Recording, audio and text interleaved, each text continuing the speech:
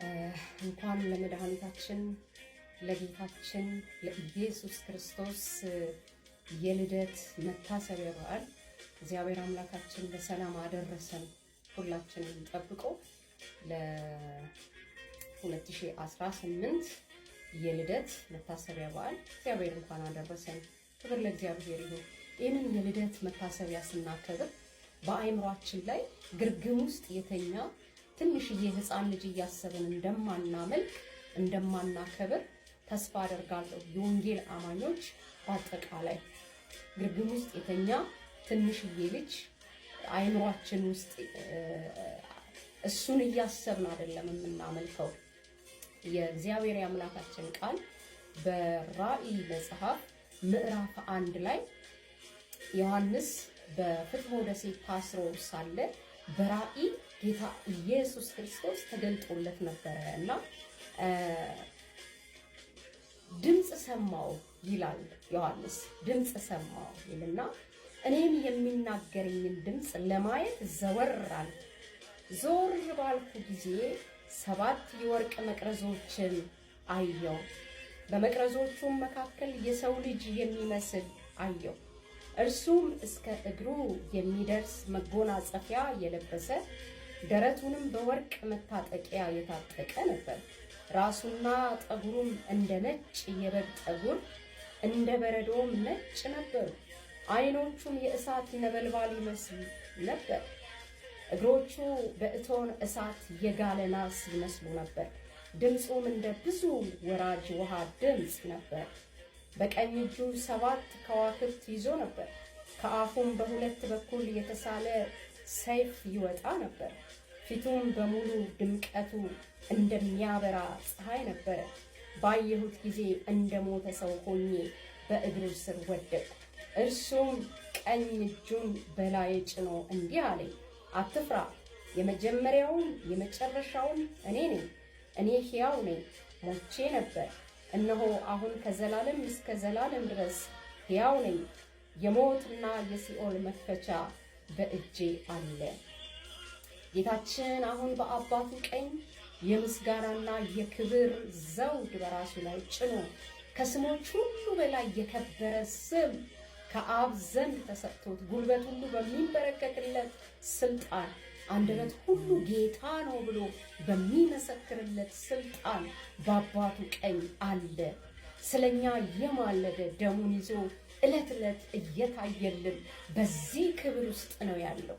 ይሄንን ክቡር የሆነ ጌታ ነው የምናመልከው። ክብር ለእግዚአብሔር ይሁን። ሃሌሉያ። ሞትን ያሸነፈውን ሞትና መውጊያውን ሰብሮ የተነሳውን ሞትን ለዘላለም ያሸነፈልንን ሲኦልን ድል የነሳልንን ሰይጣንን እንደ መብረቅ የጣለልንን የዕዳችንን ጽሕፈት የደመሰሰልንን በደሙ ለኃጢአታችን ስርየት የሰጠንን ገናናውን ጌታ ነው የምናመልከው። ክብር ለእግዚአብሔር ይሁን። ሃሌሉያ። ሐዋርያው ጳውሎስ ፊልጵስዩስ 2 ላይ ሲነግረን የባሪያ መልክ ይዞ ወረደ። የባሪያ መልክ ይዞ ራሱን ባዶ አደረገ።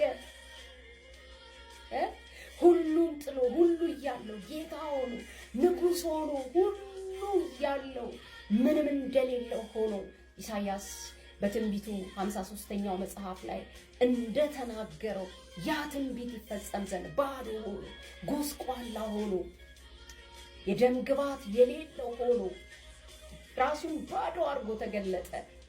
ሐዋርያው ታዲያ ሲናገር እንደዚህ ያለ ለፊልጵስዩስ ሰዎች በዚህም ምክንያት በየትኛው ምክንያት ራሱን ባዶ ስላረገ በየትኛው ምክንያት ሁሉ ያለው ባዶ ሆኖ ስለመጣ በመታዘዙ ምንም ልጅ ቢሆን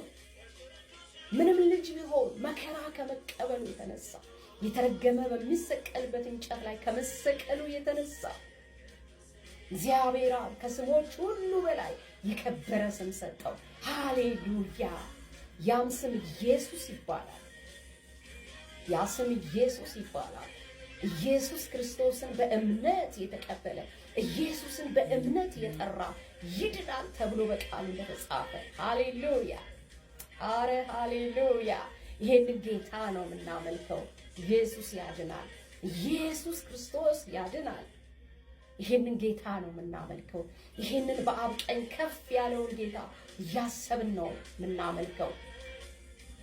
ድምፁ እንደ ብዙ ውኆች የሆነውን ደረቱን በወርቅ መታጠቂያ የታጠቀውን ዓይኖቹ እንደ እሳት ነበልባል የሆኑትን በሰባቱ የወርቅ መቅረዞች መካከል በክብር የሚያልፈውን የአብያተ ክርስቲያናት ሁሉ ጌታ የሆነውን የቤተ ክርስቲያን መሰረት የሆነውን ባለቤት የሆነውን ጌታ ኢየሱስን ነው የምናመልከው። እረ ክብር ለእግዚአብሔር ይሁን። ከአብ ጋር ያስታረቀንን ኢየሱስን፣ በደሙ የጥልን ግድግዳ ያፈረሰውን ኢየሱስን እሱን ነው የምናመልከው። ሃሌሉያ! ክብር ለጌታ ይሁን። እንደዚህ ያለው ለዮሐንስ አይደለ? ሞቼ ነበር፣ አሁን ግን ሕያው ሆኛለሁ፣ ሕያው ነኝ ያለ። ኦ ክብር ለኢየሱስ ይሁን። ሃሌሉያ ሃሌሉያ። እኔ መጀመሪያው ነኝ ደግሞ መጨረሻው ነኝ አለ። ከሱ በፊት አልነበረም፣ ከሱ በኋላ ማንም የለም። የመጀመሪያ ደግሞ የመጨረሻ የሌለው አልፋ ደግሞ ኦሜጋ የሆነውን ኦ ጌታ ይባረክ። ሃሌሉያ። ከፀሐይ ይልቅ የደመቀውን ጌታ፣ ቸር የሆነውን ጌታ፣ የነገስታት ንጉሥ የሆነውን የጌታዎች ሁሉ ጌታ የሆነውን የታረደውን በግ ኢየሱስን እሱን ነው የምናመልከው። ኧረ ሃሌሉያ! ክብር ለእግዚአብሔር ይሁን።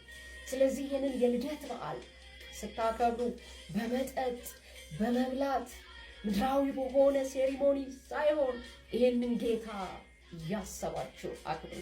ስለ እናንተ ባዶ ራሱን ባዶ አድርጎ የመጣውን ጌታ እሱን አምልኩ። ከሞት ባርነት ያላቀቃችሁን እሱን እያሰባችሁ